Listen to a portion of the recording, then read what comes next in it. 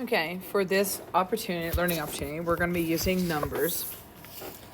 And when you open the file, you'll see that you have various tabs working across. We're going to be working on Intro to Electron Configuration. So I'm going to review some stuff that we already know, and then I'm going to go forward with some models and then get us into electron configuration on the next video. So we've already looked at our periodic table, being able to read the information from our periodic table. We know that the top number is the atomic number or the number of protons, and as long as it's ground state, that means it also equals the number of electrons. We know that we have a symbol, we capitalize the first letter, and if there's a second letter with the symbol, then we don't capitalize the second letter. We know that there's a name for the element, and then we know there's an AMU, which is the average of the atomic isotopes and their percent abundance. And we already calculated that. So, and we've already practiced this as well. And again, I'll remind you that, just real quick, that remember that your atomic number, don't think you could see that well, that your atomic number is also your atomic symbol, your number of protons, and your number of electrons. We also know that to get my neutrons, I take my atomic mass unit and I subtract it from the atomic number, and that equals neutrons. And that's how we get those numbers. So, and we also know that my protons plus my neutrons equals AMU. So these are things that we already know. All right. So going forward, and okay. So going forward again, we've already done this part of the worksheet. Well, let's go down here. So the basic idea is that we have electron energy levels, and that electrons do not travel on these paths. So the models we're going to go through right now, in a second, we're going to be looking at, we're going to treat them as if they are on these paths. But they actually are in electron energy levels. And we know there's a certain distance that they're going to stay away from the nucleus as you're doing this. So there are 7 energy levels, and they correspond to the numbers on the side of your periodic table. Okay? So the 1, 2, 3, 4, 5, 6, 7, those are energy levels. And there's a possibility of 4 sub-levels, an S, a P, a D, and an F. And we're going to look at that, where those are at. Okay? And again, we keep bringing up the noble gases, but the noble gases, remember, they have a full octet. So they are inert, or they don't want to bond. And the game is everybody else wants to have a full octet too. So that's what we're going to be going to. That's our goal. So if we reevaluate what we're seeing here, back in middle school you might have been taught that 8 is the maximum number of valence electrons, but that's really not the full story, okay?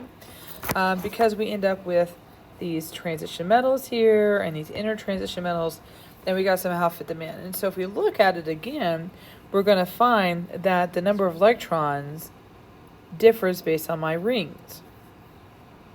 So 2, 8, 8, 18, 18, 32, 32. Okay? Now, what do these energy levels look like? Well, if we can actually look at them, these relative abundance would look more like this. And so my S shape is spherical, P shader dumbbells, and my D shape is double dumbbells and donuts. That's what I call this one right here. And if you're needing some more information, there's a link right there also. And so just break it down at each energy level, that each energy level electrons feel sublevels in a certain order. We have level 1, it's spherical. 2 electrons may fit. It has opposite spin. And one of the rules we learned is Pauli's exclusion principle. No more than 2 electrons may be found in the same orbital. Energy level 2, it has 2 sublevels, S and a P. There are 2 electrons in S. There are 3 different P orbitals, 2 electrons in each. They are in the X, Y, and Z orbital. So there's a total of 8 electrons overall in level 2.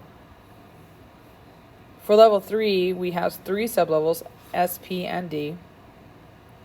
2 electrons in S, 6 electrons in P, and 5 different D orbitals, and 2 electrons can fit in each, so a total of 10, which is why there's 10 boxes in the transition metal zone. So there's a total of 18 that can fit in level 3. Energy level 4 has S, P, D, and F, which are, we're now going to bring in the inner transition metals. 2 in S, 6 in P, 10 in D, and then 14 in F because there's 7 different orbitals for F. So a total of 32. So this is where we're heading. Now, to get us thinking about some stuff, we'll go back to what we know. We have the Bohr diagram, which is like a planetary model of your atom. And then we have the Lewis dot structure. And again, there's links here if you need them as far as understand material. So, I brought this one back up. You've already marked this on your periodic table, pointing out how many valence electrons you have, and then our charges, because they lose and gain.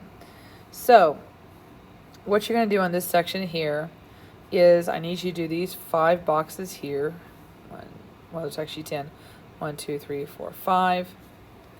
There's 2 rows of them. So I'm going to pick, let's do sulfur. So down here, it says draw the Lewis structure of sulfur. So the first thing I'm going to do for a Lewis structure is I'm going to put the element symbol in the center. And then all I have to do with Lewis dot is I just dot it up with valence electrons. So these are valence electrons we're going to dot up with. So I go to my handy dandy periodic table and I say, where's sulfur? Sulfur's right here, or right here, which means it has 6 valence electrons. So I need to draw 6 dots. 1, 2, 3, 4, 5, 6. There's 6 dots. Notice that I have them paired up after I hit the halfway mark, and I spread them out north, south, east, west. When you're doing this, this is what you need to do every single time. Let me do one more example. Let's do neon. So again, I'll place in the center Ne. Neon is in group 8, so you should know that we have 8 valence electrons.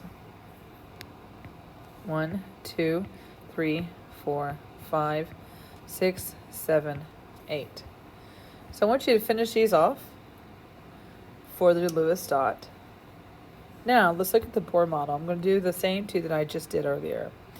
So for the Bohr model, a little bit different. I can place in the center sulfur and start from there. Or what I can do is I can say, okay, sulfur's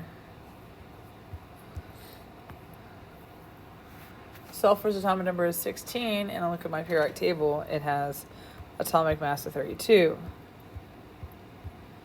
So I have 16 protons. I don't know if I want to fit this.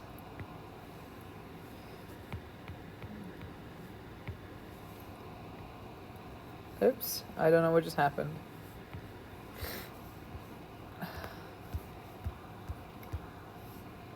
Okay. All right. So we have 16 protons.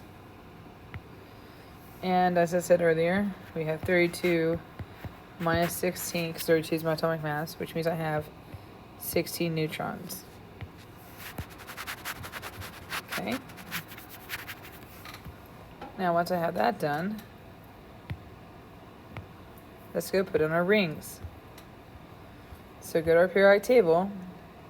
Sulfur is on row 3, which means I have 3 rings.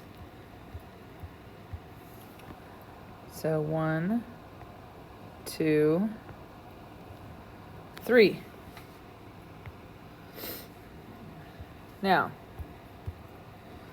row 1 has 2. There's 2 boxes. 1, 2. So I'm going to put 2 dots up there. Then row 2, 1, 2, 3, 4, 5, 6, 7, 8. So we're going to go put in 8 dots. 1, 2, 3, 4, 5, 6, 7, 8. The last one.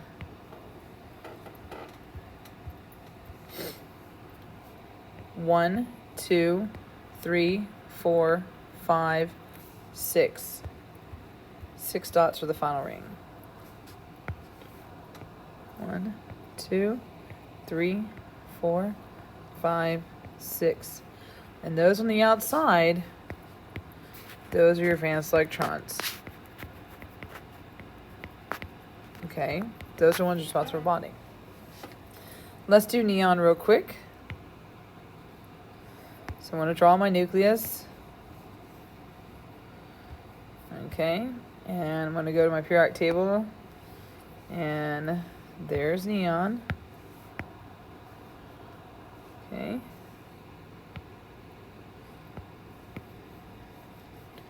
Let's erase that a little bit to everyone to work. All right, perfect. So we have neon here. And neon is on row 2. It has 10 protons, and the atomic mass is 20. So I'm going to have 10 protons, and again, 20 minus 10 gives me 10. So I have 10 neutrons. All right? Now, when I go look at it again, it's on row 2, so I need 2 rings.